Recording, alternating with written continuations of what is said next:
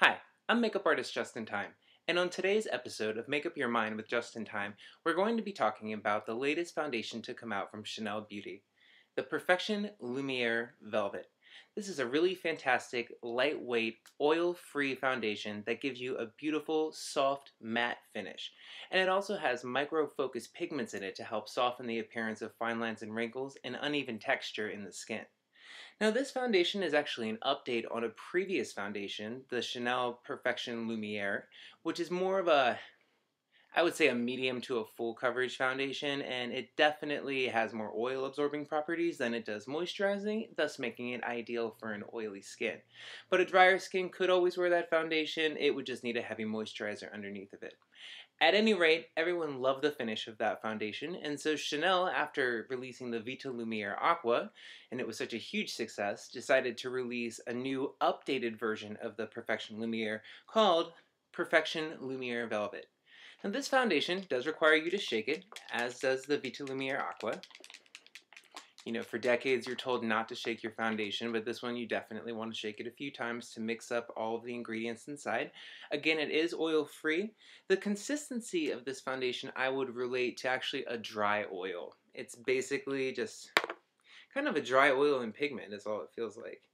To use it, put about a pea size on the finger, warm it up. Always warm up any product going on your face just to make sure everything's mixed and to help break up any small particles so it glides on more easily. And dab all over the face wherever you need coverage. Try to leave this out of the hairline if at all possible, since you are working with your fingers. You don't want it to come off too thick. And simply blend in small circular motions everywhere that you put the product.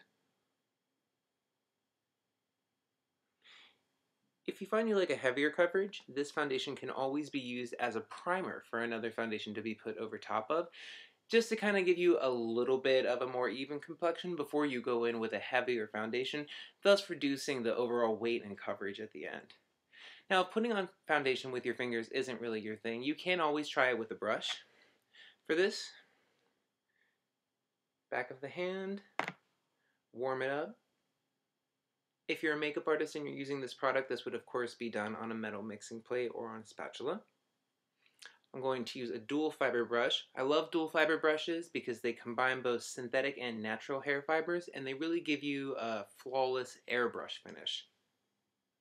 Now load up the brush and simply just go around the face. Now using a dual fiber brush will decrease the coverage in this foundation, almost making it like a tinted moisturizer without the moisturizer. Load up the brush one more time. Now since this is a semi-matte foundation, you do not have to set this with a powder. If you are an extremely oily skin, definitely setting it with a powder is going to be a good idea, but again, it's not necessary unless it's a very extreme case. Just really buff until you're happy.